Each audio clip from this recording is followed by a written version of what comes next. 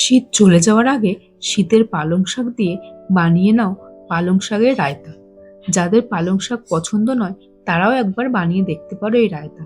দেখে নাও কিভাবে বানাবো এই রায়তা। প্রথমে পালং শাক নিয়ে পালং শাকগুলো কুচি কুচি করে কেটে নেব। এরপর দুটো পেঁয়াজ নেব, পেঁয়াজগুলো কুচি কুচি করে কেটে নেব।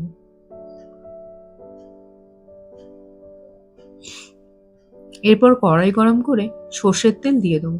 সর্ষের তেল গরম হয়ে গেলে একটা শুকনো লঙ্কা আর 1 চামচ জিরে দিয়ে ভালো করে নাড়াচাড়া করে নেব।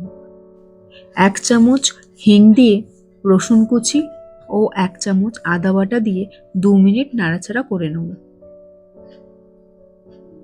এরপরে পেঁয়াজ কুচি দিয়ে পেঁয়াজটা হালকা লাল হওয়া পর্যন্ত ভেজে নেব।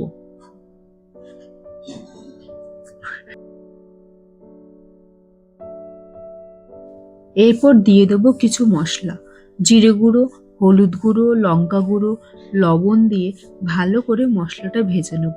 এতে মশলার কাঁচা গন্ধটা চলে যাওয়ার পর এরপর দিয়ে দেবো কুচি করে কেটে রাখা পালং শাক। এরপর ভালো করে রান্না করে নেব। পালং শাক থেকে জল বেরিয়ে পালং শাক সেদ্ধ হয়ে যাবে।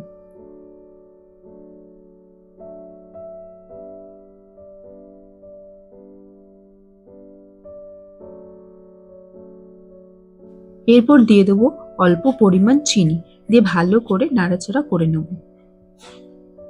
এরপর কিছুটা ধনেপাতা কুচি দিয়ে দেবো, দিয়ে ভালো করে মিশিয়ে নেব।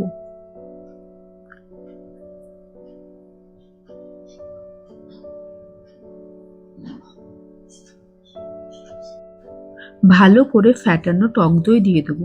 টক দই দেওয়ার আগে গ্যাস বন্ধ করে ভালো করে ঠান্ডা করে নিতে হবে, এতে টক দই কেটে যাবে না। এরপর ভালো করে মিশিয়ে নিলেই তৈরি হয়ে যাবে পালং শাকের রায়তা। এই রায়তা গরম ভাতের সঙ্গে খুব ভালো লাগে। সবাই বাড়িতে বানিও আর জানিও কেমন লাগলো। যদি ভালো লাগে তাহলে একটা লাইক করে দিও। সবাই ভালো থেকো, দেখা হবে পরে অন্য আরেকটা রেসিপি নিয়ে।